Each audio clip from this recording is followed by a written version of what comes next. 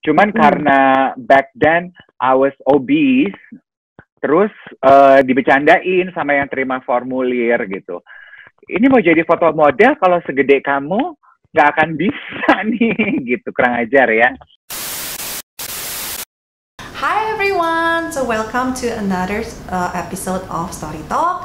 Senang banget hari ini we have somebody yang tentunya kalian semua juga sudah gak asing lagi ya. Tamu kita hari ini adalah Dave Hendrik. Hi Dave, senang banget, so happy to have you here. My pleasure. So Dave, hari ini aku tuh I've known you for a few years ya Dave ya, dan aku tuh selalu tuh I've always been inspired dan juga impressed with you. Jadi hari ini I want to know how did Dave become Dave? Ini kayaknya agak lagging sedikit kayaknya. Okay, so Dave. So, kamu kan you are an MC, kamu juga presenter, kamu juga on TV, kamu juga radio host, you are also a social media influencer, you wear so many hats. And now kamu juga ada your own podcast, you have, you know, there's so many things that you do. Kamu tuh, where did you get all the energy from? Kayak energi itu datang dari mana aja sih? I always see you kayak kamu tuh selalu tuh always so full of life, so full of energy gitu. Where does all the energy comes from? Where does the energy comes from? Mungkin karena pada dasarnya aku tuh orangnya aktif banget dari dulu, Wi. Jadi kalau nggak ngapa-ngapain tuh malah cari kegiatan gitu. Dan dari dulu kan memang sangat senang. Walaupun seperti yang Dewi bilang, I wear so many hats. Tapi kan sebetulnya semua benang merahnya sama ya.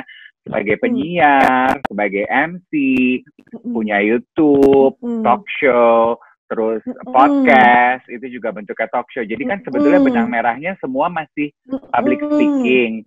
Jadi memang aku tuh sangat menikmati bidang itu gitu. Jadi medianya berbeda-beda, tapi sebetulnya benang merahnya sama-sama aja gitu.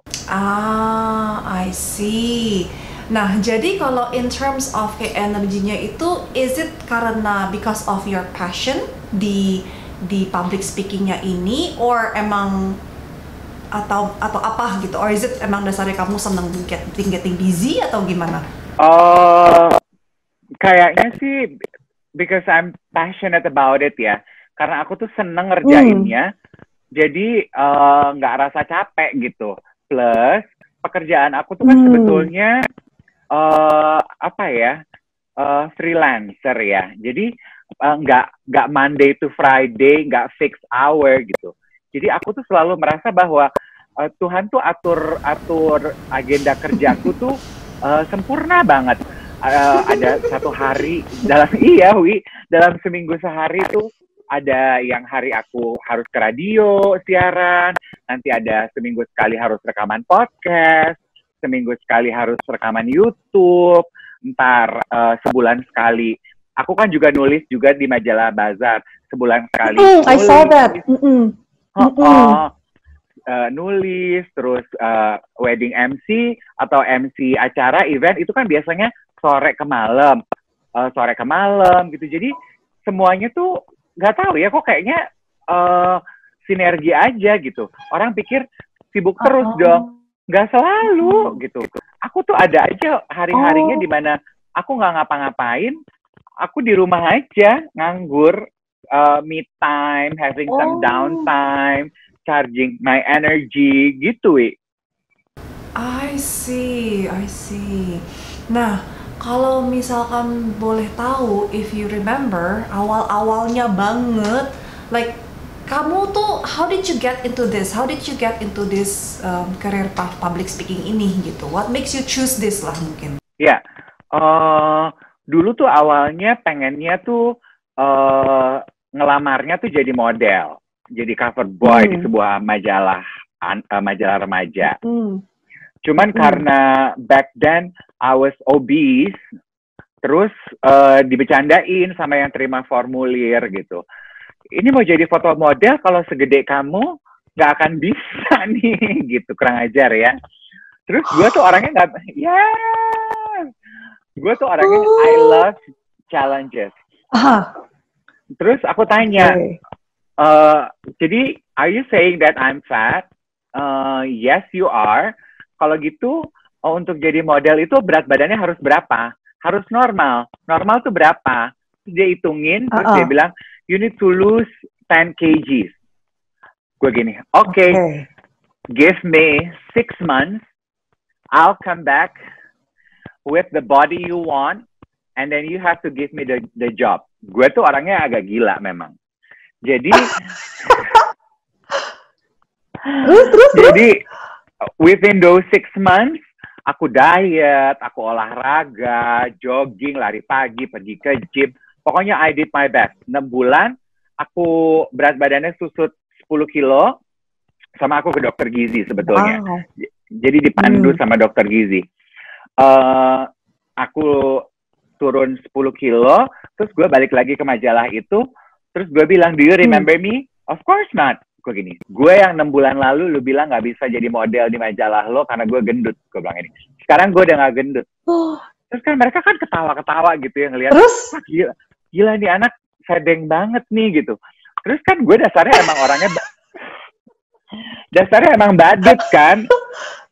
Jadi ditanggap gitu tuh gue gini, iya, kenapa sih mau jadi model? Mereka nanya gitu, terus gue lagi, karena I have all the energy, I wanna work, I wanna earn money gitu. Terus gue gini, okay, kalau lo kalau mau kerja, mau cari duit, gak usah jadi model, dia bilang gitu. Jadi model lo mesti nunggu, besok aja kerja mau nggak? Apa? Gue bilang gitu.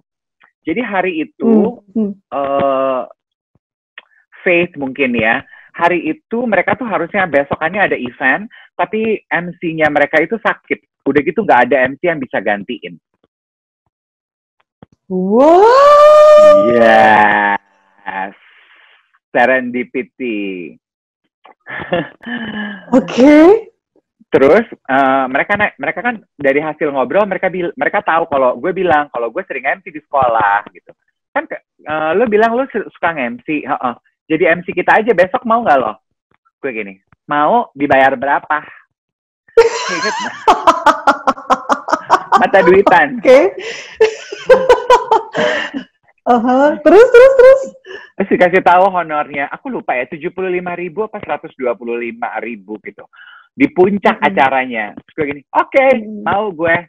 Pakai gini lagi gue. Tapi gue, I don't have any car, I don't know how to get to puncak. Gue nebeng ikut lo boleh nggak? Gue diketawain.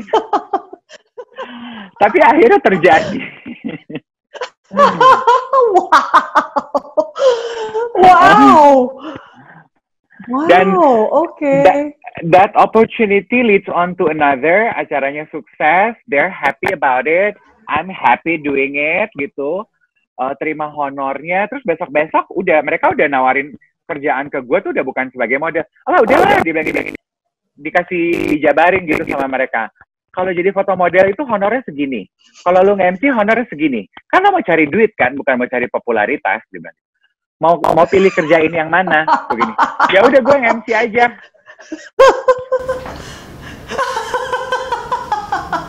Oh, I see. Wow, okay, that's interesting. Oh, okay. Wow, nah terus jadi from that moment on sampai sekarang akhirnya jalan terus dia jadi nge-MC apa segala macam, that's how it started jadinya gitu. One thing leads to another, MC, terus mulai di radio, terus dari radio pengen ke TV, terus casting di televisi, terus dapat program televisi.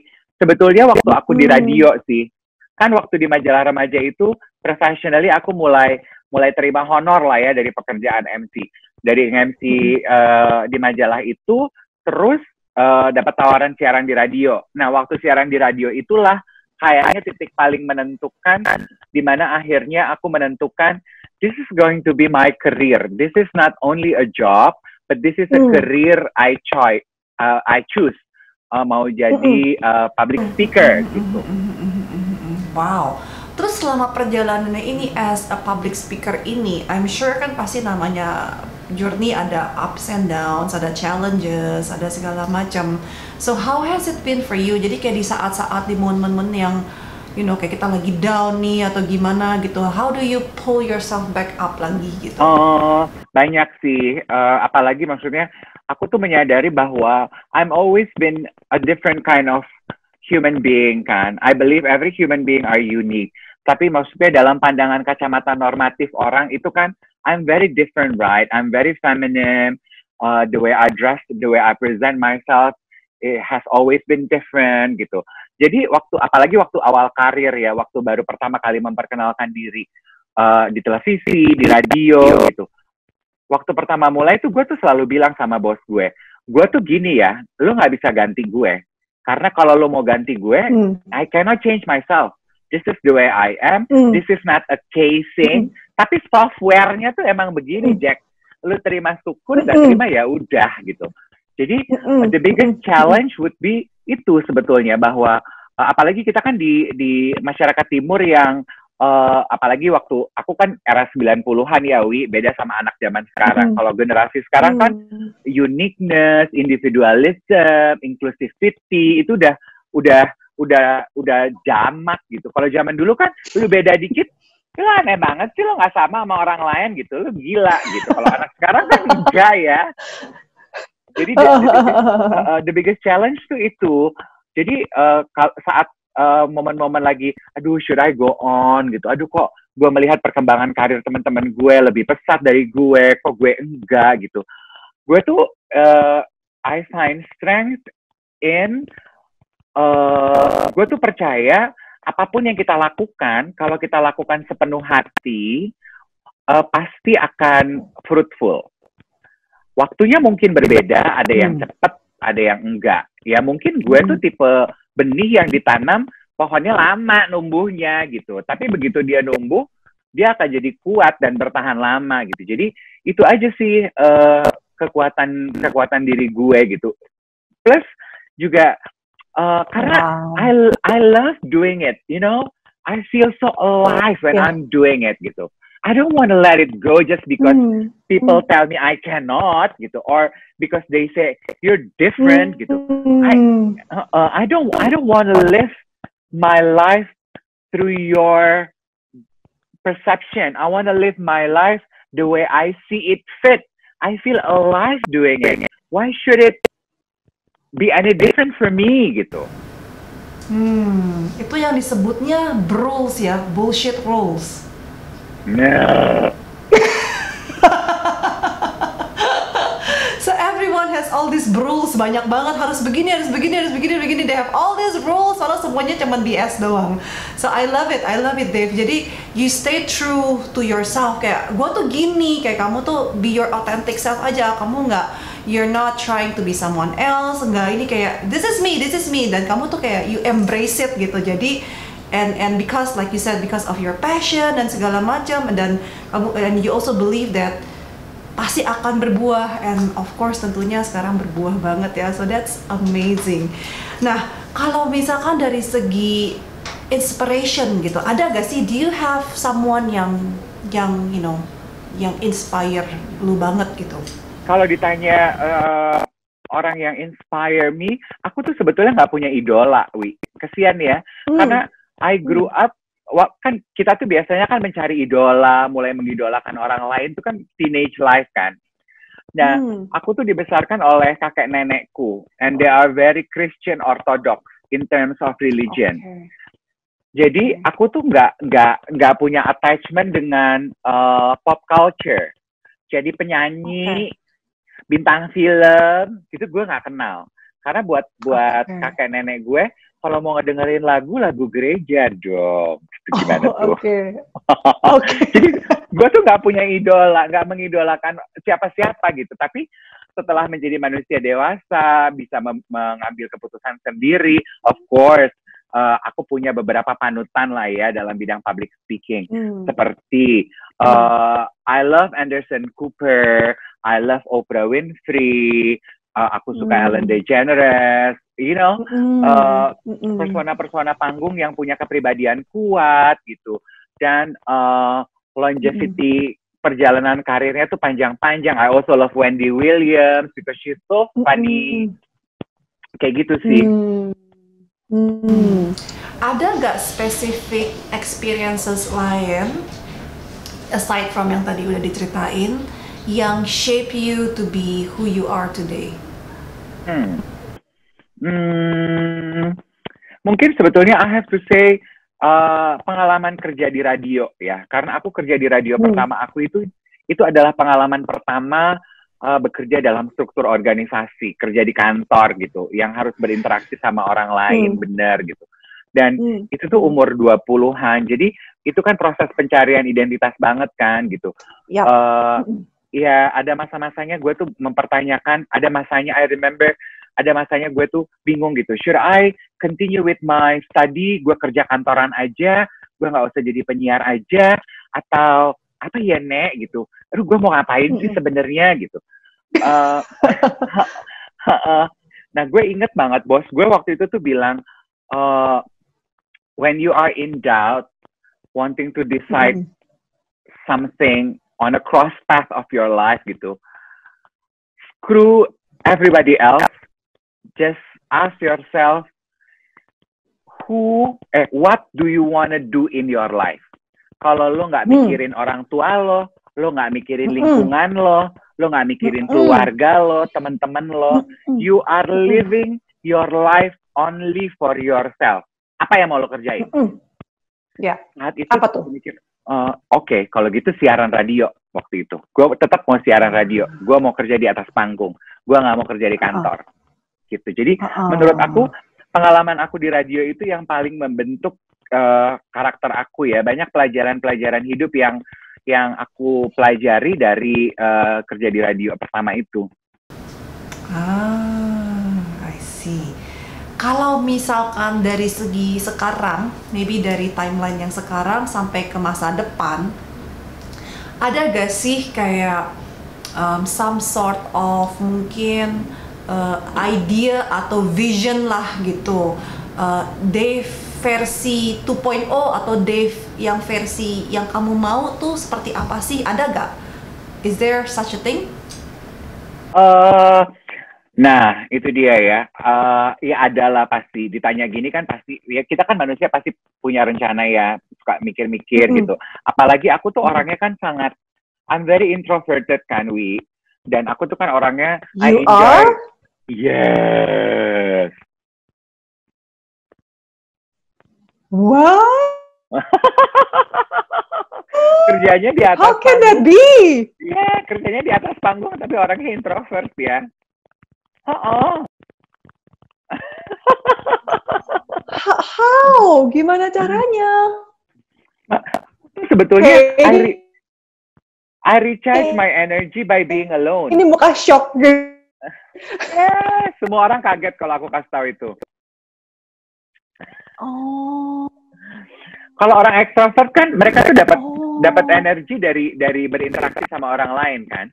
Kalau gue tuh berinteraksi sama orang lain tuh it drains me. Capek. Jadi kayak aku tuh perlu downtime yang aku tuh harus nge-charge diri sendiri gitu. Nah, being an introvert, jadi kan aku tuh perfeksionis, orangnya sangat suka bikin rencana. Kalau ada yang nggak berjalan sesuai rencana, gue tuh kesel sendiri gitu kan. Tapi semakin aku berumur, aku belajar untuk menjadi sedikit lebih fleksibel. Salah satu latihan yang aku pakai untuk diri aku untuk menjadi lebih fleksibel adalah I start to be a little bit more compassionate to myself in terms of making plans. Okay. Yes, kalau dulu bikin rencana, kalau rencana itu tidak tercapai, aku akan uring-uringan, aku akan cari cara, aku akan menganalisa apa yang salah, and the brain. I got so fatigued, I got so tired. Entering my 40s, aku bilang sama diri aku, gue nggak mau bikin rencana terlalu jauh-jauh, aku mau yang dekat-dekat aja. Tapi payung besarnya tuh masih selalu sama. Bahwa since I love doing performing, talking in front of people, delivering message to people, sharing my life stories to people. Jadi sebetulnya masih sama. I still wanna do what I wanna do. Medianya apa terserah. Bisa YouTube, bisa podcast, bisa radio, bisa televisi, bisa panggung. Tapi that's what I wanna do. Tapi di luar dari itu, aku mengalir aja, Wi. Kayak sekarang gitu ya. Pandemi gini, ya. Dimana pekerjaan saya kan freelance, itu yang paling terkena imbasnya. Gue baru kepikiran tuh. Kayaknya gue harus punya income pasif ya. Oke, gitu. Baru deh tuh. Aduh, bikin deh. Mulai berdoa deh. Aduh Tuhan, aku juga pengen ternyata. Aku pengen dan aku butuh punya income pasif. Gimana caranya ya Tuhan ya? Please figure it out for me. Jadi gitu aja. Gue gak mau bikin rencana jauh-jauh, Wi. Interesting. Terus akhirnya udah dijawab belum sama Tuhan? Belum. But I'm not going to stop praying. Wow, that's amazing. But I'm sure you will find the way. Pasti nanti tiba-tiba ada aja jalannya, pasti ada aja idenya atau inspirasinya akan muncul sendiri ya. Wow, yes. That's amazing. Nah, so what do you think? Mungkin for yourself ataupun juga buat mungkin tips buat yang nanti teman-teman yang nonton, mungkin ada juga yang pingin jadi public speaker atau public figure gitu ya. Apa sih traits yang dibutuhkan supaya somebody can be to be successful lah in that line of business gitu? Sekarang tuh mungkin gampang sekali ya untuk orang menguasai diri, memperlengkapi diri dengan kemampuan public speaking. I tell this to all my friends. Beberapa teman-teman aku tadinya bukan presenter televisi, terus mendapatkan kesempatan menjadi presenter televisi. They come to me and ask me, lo harus ajarin gue cara ngomong. Jangan sampai gue bikin malu. Oke, gitu. Aku bilang sama beberapa teman aku tuh gini, sekarang tuh gampang banget. Latihan bicara tuh gampang banget. Setelah lo tahu apa yang harus lo lakukan, which you can Google, you read about it, you learn how to do it, you need to practice. Cara paling gampang sekarang menggunakan social media. Aku bilang sama teman-teman aku, pakai Instastory lo untuk latihan ngomong. Jadi, I ask my friends every day, sehari 3 kali, upload di Instastory masing-masing, ngomong. Gua mau lihat muka lo berbicara. Apa aja, terserah. Lo mau ngomongin makan siang, lo menunya apa? Lo mau ngomongin how you get to the office? Lo mau cerita lo pakai baju apa? Tapi ngomong. Sehari 3 kali. Dan it proved to be very successful. Oh, wow. Kenapa social media sukses adalah tools yang baik untuk melatih public speaking? Karena kan kita gitu ya, Wi ya. Kalau kita upload Instastory, pasti begitu upload kita suka ngecek, kita lihat, benar nggak? Kita lihat diri kita ngomong. Itu adalah sarana evaluasi yang baik. Begitu kita ngelihat, kita bisa menilai tuh, oh kurangnya di sini. Oh kalau gua ngomong lain kali jangan gini kali ya kata-katanya. Oh kalau mau cerita harus punya aturan nih, harus ada rencana. It's a very easy exercise to do. Wow, okay, that's a very good tip. Okay. Tapi kalau misalkan dari segi kayak dari mindset, mungkin kan banyak tuh orang tuh yang, aduh, tapi nanti kalau diketahui orang gimana? Aku nggak tahu mau ngomong apa, atau kayak ini nggak bagus nih, akhirnya nggak diupload gitu. Kalau kayak gitu-gitu, how do you overcome it? Okay, because I believe this one thing. This is a very beautiful quote. I always open the class with this quote.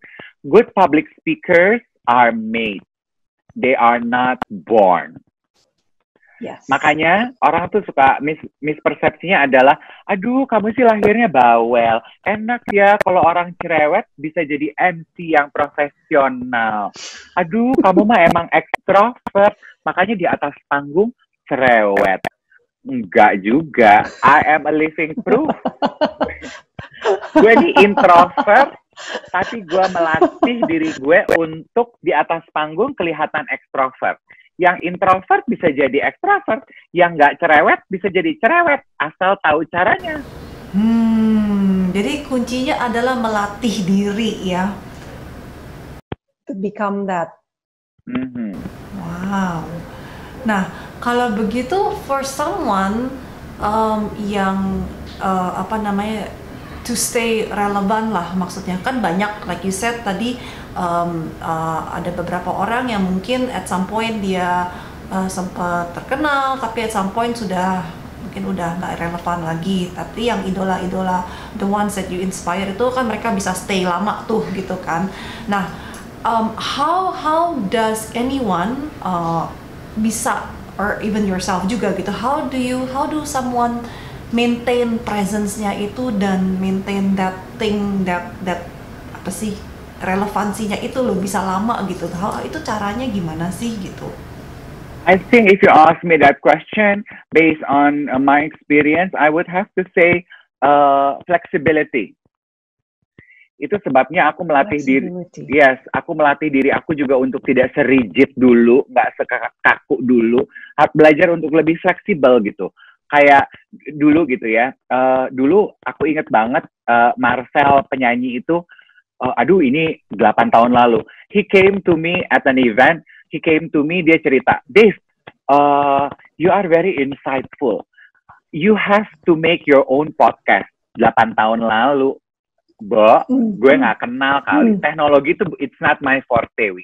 Gue tuh nggak bersahabat dengan teknologi.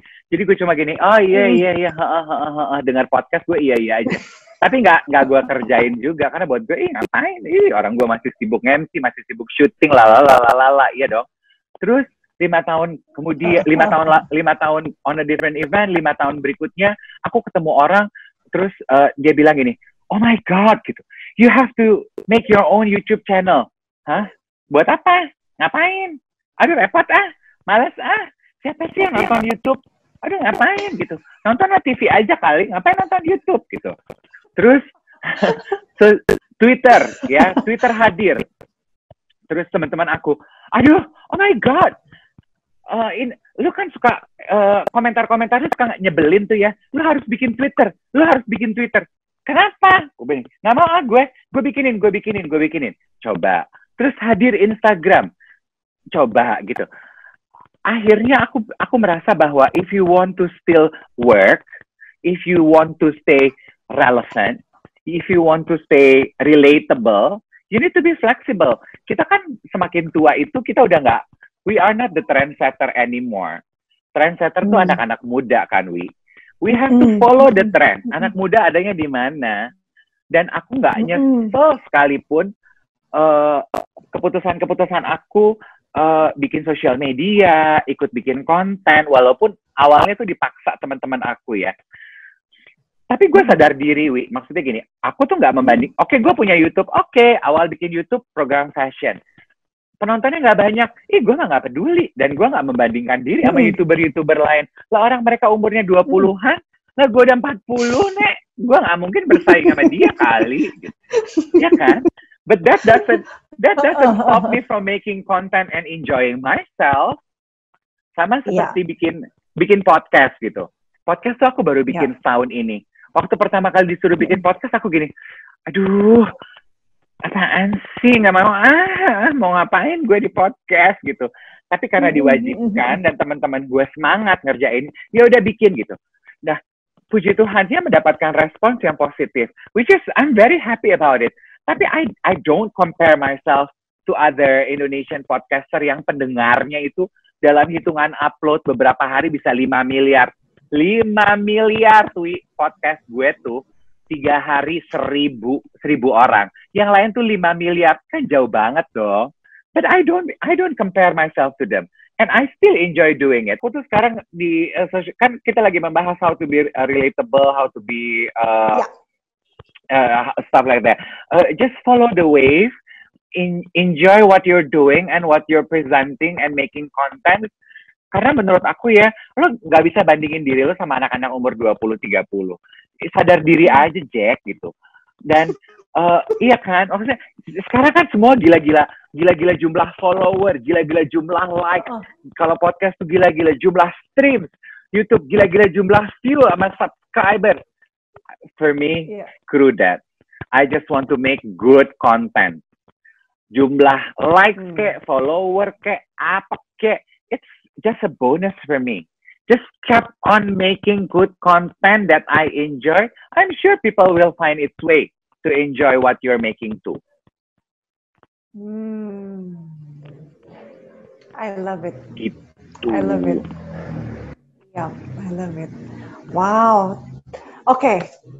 Aku tuh ya baru belajar something about myself from tadi yang lu ngomong tadi. That when you're an introvert, dan kalau misalkan to recharge, you have to be alone kan. Kayak I just get it. Soalnya gue tuh introvert. And it's hard for me kalau misal kadang kan misalnya lagi ada workshop, ada apa kayak gitu kan, I have to be di luar gitu kan. So now I get it kalau kenapa I need time to recharge, kayak alone gitu loh maksudnya. Now I get it gitu. Ternyata karena ya like you said tadi gitu, kayak baru something in me baru click gitu loh. Kayaknya all this time tuh I thought that kenapa sih what's wrong with me, kenapa gue harus gini, kenapa kadang gue harus menyendiri, you know, like I thought there was something wrong with me, tapi ternyata memang that's how introverts recharge aja gitu kan. Yes, betul. Jadi you need to tell your team, dan karena kita menyadari bahwa kalau kita keluar ketemu orang, berinteraksi, itu kita buang-buang energi kita kan. Kalau udah rasa habis, you need to tell your assistant or your secretary or your team, it's time for me to go. Gue tuh selalu begitu. Manajer gue tuh udah tahu kalau gue udah habis energi gue di atas panggung, kan pasti yang gue utamakan adalah pakai energi gue di atas panggung dong. Begitu turun panggung, acara selesai, kewajiban gue selesai, gue akan kasih kode sama manajer gue mau balik ke kamar. Gue nggak akan tuh. Ada kan kalau orang ekstrovert ikut pesta, ikut foto-foto, ikut hihi. Gue nggak bisa. Gue nggak bisa. Kill me. Tapi it's okay ya, I mean itu bukan necessary gitu, maksudnya you know, sometimes it's good to kayak hang out ya, ikut pesta gitu, but that's okay jadinya. Menurut aku tuh lebih baik kalau kita tuh jujur sama kebutuhan diri kan, daripada kita memaksakan gitu. Kita tahu kita sebenarnya nggak menikmati nih, energi kita udah habis gitu. We need some me time. Tapi kita memaksakan diri ada di tengah-tengah kerumunan orang. Kalau gue tuh jadi Judes banget. Terus kan orang malah nggak menikmati kehadiran gue kan. Galak banget sih tuh orang gitu. Dia ngapain? Mendingan gue short, tapi gue menyenangkan, I'm funny, I'm bubbly, tapi ada waktu pakainya. I see. Wow, oke. Thank you so much deh, kayak gue tuh belajar banyak banget dari ngobrol sama lu gini, kayak I learned so much about myself. Kayak wow, this is amazing. A lot of insights yang nggak pernah kepikiran sama sekali. So thank you so much buat sharingnya hari ini. Thank you. Okay, so maybe last kesan dan pesan atau any tips yang buat future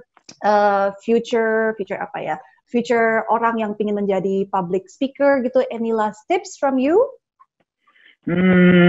Jangan pernah puas diri, terus berlatih karena ilmu tuh kan berkembang, zaman berubah.